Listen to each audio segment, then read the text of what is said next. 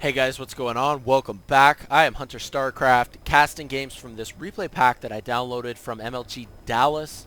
I'm really excited because, I mean, there were like 100 and something replays in this particular pack, and so many of them I haven't seen, and even though I know the overall results from the tournament, there were just so many games played in at MLG Dallas, so many best of 3 series, and I have no idea who's going to win this particular matchup. It's between two sick players. Liquid Ret, the blue Zerg at the 12 o'clock position. Ret is known to be a very dominant macro Zerg player. He drones up really hard. You know, it's not unheard of for him to hit 200 supply in like 12 minutes. He loves his drones, and I'm excited to see how he's going to fare against SeleCT. SeleCT is a very dominant Terran player.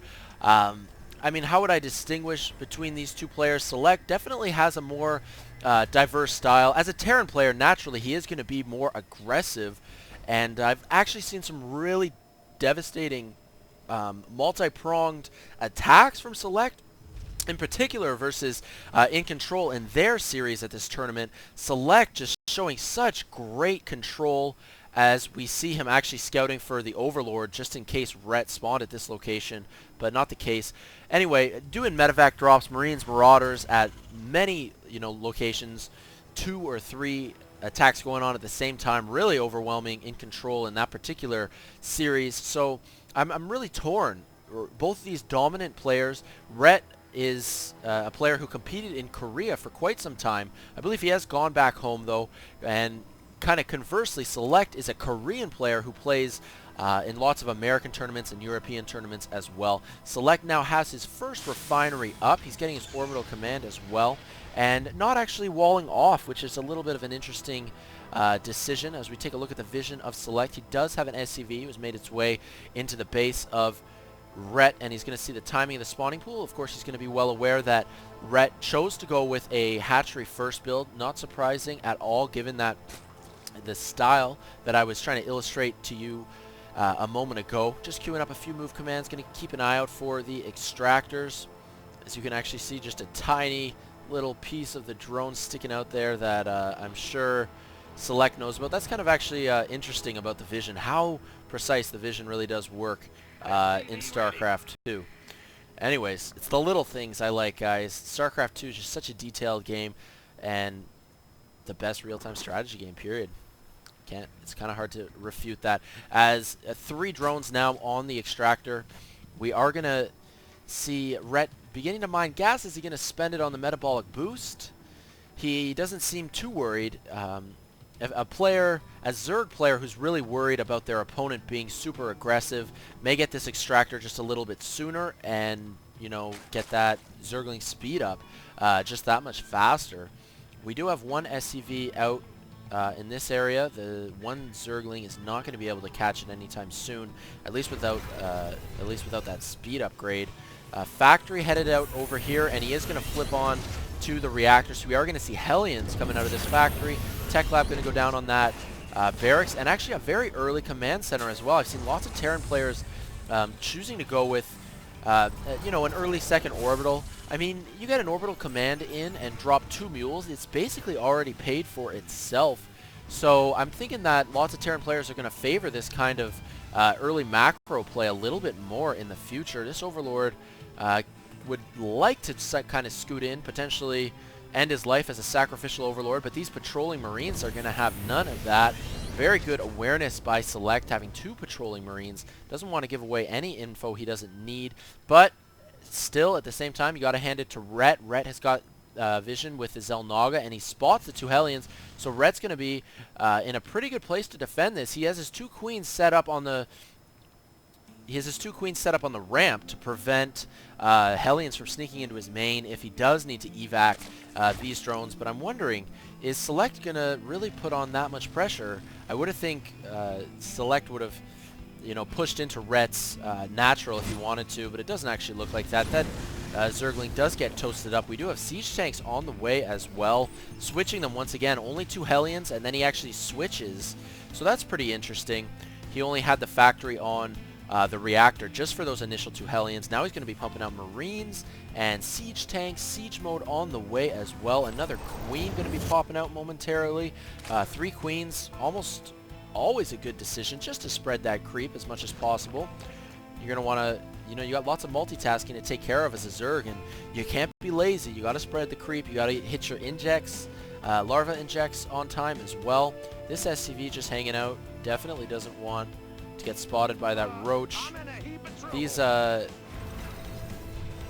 Hellions just taking a little bit of damage from the Speedlings. Bunker going up, down at the natural, and the orbital command now landed at the natural as well. A couple more barracks have arrived, so it looks to be a very infantry-heavy play here, just sitting off of 2 bases. We're going to be producing 3 racks, 1 factory, and soon to be 1 starport as well. Siege mode has now completed as Ret continuing to macro up. No surprise to me that he's going to be picking up a 3rd base. He just loves his macro. I actually want to keep an eye out on the drone count. It's actually something I haven't really been looking at so far. 47 drones compared to 32 SCVs. And if we keep an eye on the production tab, as soon as Ret gets, a good amount of vision, he likes to drone up pretty damn hard.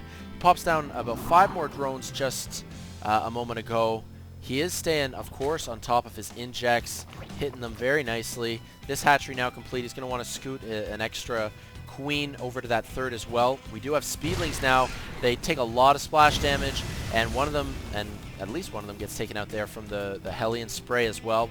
Marines still patrolling. Very nice. Do we have any upgrades? Yes, Stim Pack on the way, and no combat shield or concussive shells just yet. I'm wondering what Select actually going to opt to go for after Stim Pack is completed. We're keeping an eye on the tech for the Zerg player. We do have a Spire that just started and a Baneling Nest that's nearly complete. Still lots of Speedlings just running around all over, and it looks like Select now going to be pushing out. He is, this isn't a devastating timing attack, but it's going to be pressure nonetheless, and very diverse as well. I mean, you've got Marines that unfortunately don't have their Stim Packs just yet, and no medevacs overhead yet either. The first one on the way out. Actually, there is 1 medevac on the map and another one on the way. Not exactly sure where that initial medevac is. Just over here, down by the natural with a bunker in place. More siege tanks as well. So it looks at this stage of the game, Select is not going to pick up a 3rd anytime soon. I would say that he's going to wait for Stim Pack. He's going to wait for infantry level 1, and I mean, it looks like he's going to have pretty good timing with that. About 30 seconds away for both upgrades. You can see how these pros match up their upgrades as well, so that the upgrades finish at the same time, because as soon as your upgrades finish, you have an advantage over your opponent. You have that timing window, as people like to call it, like a timing attack. It's kind of obvious, but for those of you a little less familiar, the timing window is now. Stim Pack is complete. Infantry upgrade is complete. Siege mode, of course, arrived quite a little while ago. He's going to start leapfrogging the siege tanks. He's going to want to spread out those siege tanks quite well. No counterattacks or anything, but Ret now, he's going to need to defend. He forces all of the drones from Ret to go back to the natural expansion. The hatchery now getting, lots of damage, and Ret is forced to make a move. A lot of the infantry does get taken out. There are 2 siege tanks left, but Speedlings and Mute is going to make quick work of them. And you know what? Select now in a really bad position, down to 80 supply compared to 110. And still losing, he's going to lose his medevac. He's going to lose the Marine and siege tank as well to these Mutalisks. Perfect number of Mutalisks, and good timing for Ret to deal with that. He definitely did not want to lose that hatchery. And just good defense, solid play, despite the fact that he's, jumping up to 4 bases now. He's droning up hard, 9 more drones on the production tab. As we can see, 81 drones at the 12-minute and 40-second mark.